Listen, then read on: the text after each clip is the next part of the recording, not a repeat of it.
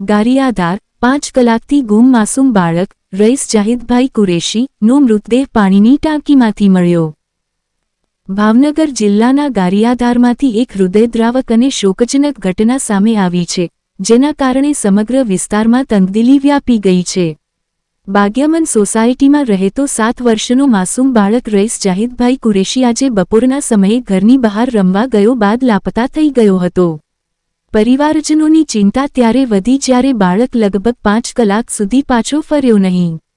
પરિવાર અને સોસાયટીના રહેવાસીઓએ તેની વ્યાપક શોધખોળ શરૂ કરી હતી, પરંતુ આ શોધનો અંત અત્યંત કરુણ આવ્યો। આજે સોસાયટીની એક બંધ હાલતમાં રહેલી પાણીની ટાંકી ખોલવામાં આવતા અંદરથી માસૂમ રઈસનો નિર્જીવ દેહ મળી આવ્યો। આ સમાચાર સાંભળતા જ પરિવાર અને સોસાયટીના લોકો પર આભ ફાટી પડ્યું હતું। ઘટનાસ્થળે લોકોના ટોળે ટોળા ભેગા થઈ ગયા હતા અને સમગ્ર વિસ્તારમાં શોકનું મોજું ફરી વળ્યું છે।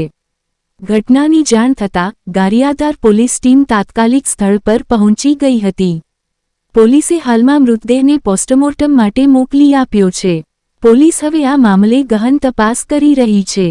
બાળકનું મૃત્યુ માત્ર એક દુર્ઘટના છે કે પછી કોઈ શંકાસ્પદ કારણો જવાબદાર છે, તે દિશામાં તપાસ આગળ વધી રહી છે। આ કરુણ ઘટનાનું રહસ્ય પોલીસ તપાસ બાદ જ બહાર આવશે। રિપોર્ટર નજીર વલિયાણી, ભારત વિચાર સંવાદ ન્યૂઝ, ગારિયાધાર।